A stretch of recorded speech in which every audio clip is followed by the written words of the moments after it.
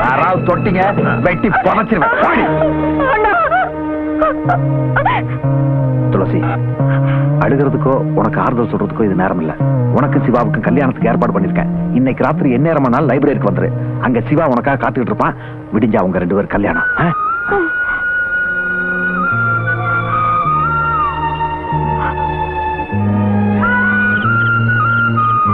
சிவா, துளசிட்ட எல்லா விஷயத்தையும் சொல்லியாச்சு. கரெக்டா 10 மணிக்கு வருவா. அவளை கூப்பிட்டு உடனடியா புறப்பட்டு ஓரத்துல உனக்காக நான் காத்துக்கிட்டு இருப்பேன். நீ கவலைப்படாம புறப்படுப்பா. நான் அவங்களை ஜாக்கிரதையா அனுப்பி வைக்கிறேன். வந்துரு.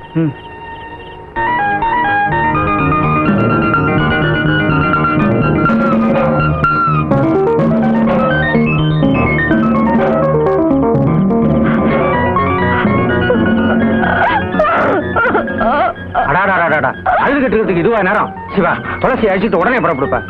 சீக்கிரம் வாமா, ஜாக்கிரதையா போங்க.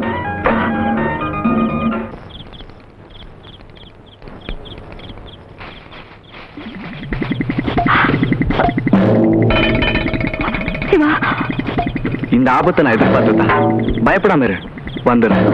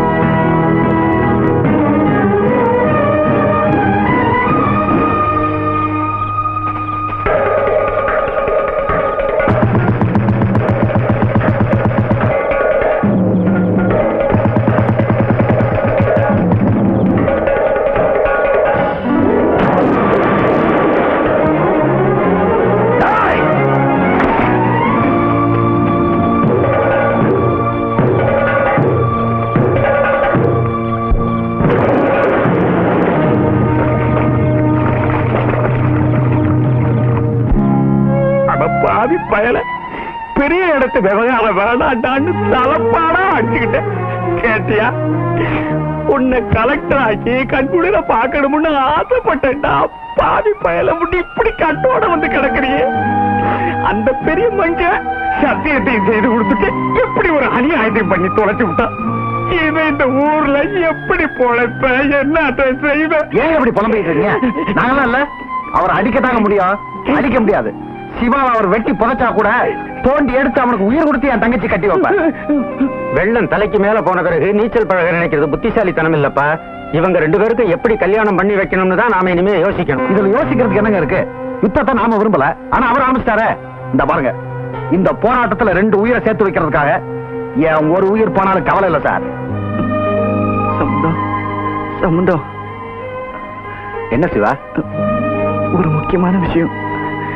நான் செத்து போயிட்டதா நினைச்சு துளசி ஏதாவது செஞ்சுக்க போறேன். நான் உயிரோட இருக்க விஷயத்த தயவு செஞ்சு அவகிட்ட சொல்லிடு.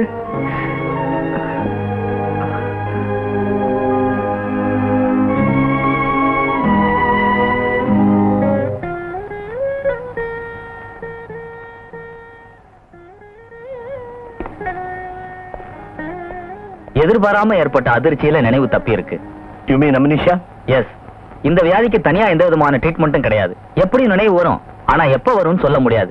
இப்போதைக்கு தேவை ஓய்வு தான். மருந்து கொடுத்து இந்த வியாதியை குணப்படுத்த முடியாது. நான் அடிக்கடி வந்து பாத்துக்கிறேன். Thank you doctor.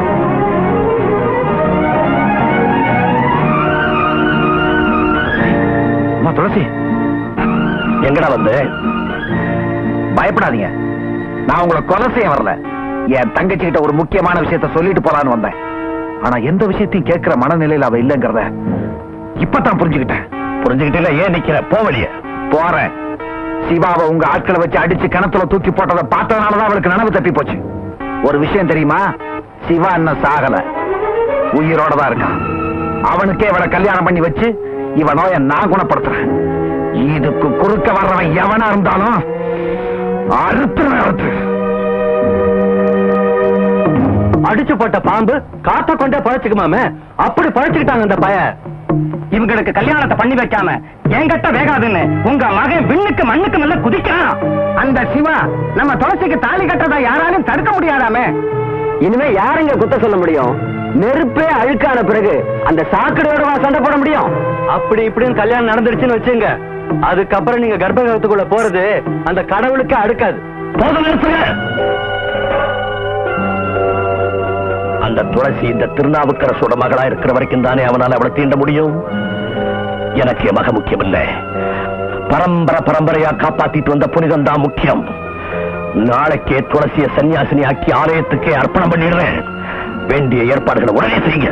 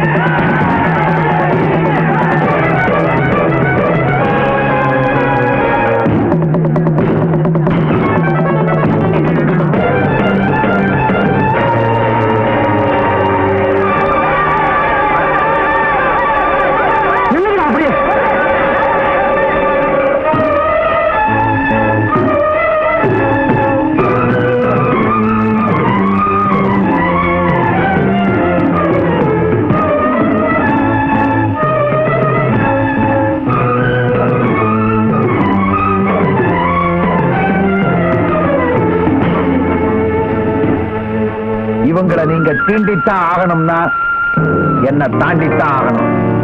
இந்த வீச்சர்வை அனுமதிச்சா நீங்க அடுத்த அடி எடுத்து வைக்கலாம். திருஞான சம்பந்தம், இது ஊர் விவகாரம், ஒதுங்கிக்க. தலையிட்ட உன் தலை காணாம போயிடும். எது ஊர் விவகாரம்? என் தங்கச்சி மனசுக்கு பிடிச்சவன கல்யாணம் பண்ண ஆசைப்பட்டது ஊர் விவகாரமா? அப்பாவி பண்ண போலி அம்மனாக்கி ஊர் விவகாரம் ஆக்குறதே நீங்க தானே. இவ்வளவு நாள உங்களை விட்டு வச்சதே தப்பு. இனியும் நீங்க திருந்தல, உங்களையும் உங்க கூட்டத்தையும் கருவறுக்காம விட மாட்டேன். மரியாதையை அவளை என்கிட்ட ஒப்படைக்க போறியா இல்லையா? நீங்க போங்க. போடா போ. சம்மதம். அவளை தப்ப விட்டு நீ உயிரோட தப்ப மாட்டே. அந்த தைரியம் உங்களுக்கு இருக்கா?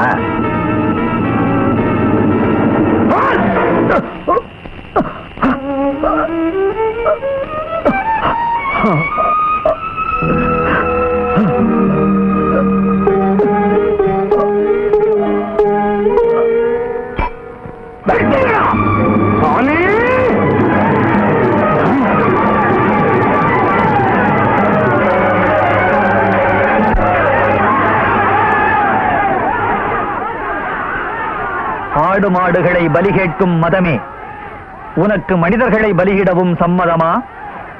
இந்த மண்ணை மூடி கிடக்கும் மூட இருட்டை எந்த பகல் வந்து சலவை செய்ய போகிறது? ஆச்சாரங்களை கட்டிக்காக்கும் ஆன்றோர்களே, வேண்டுமானால் நீங்கள் போன நூற்றாண்டுக்கு போய்விடுங்கள். ஆனால் தப்பிச் செல்லும் அந்த தங்கக் கிளிகளை 21ஆம் நூற்றாண்டுக்குள் இறங்க விடுங்கள்.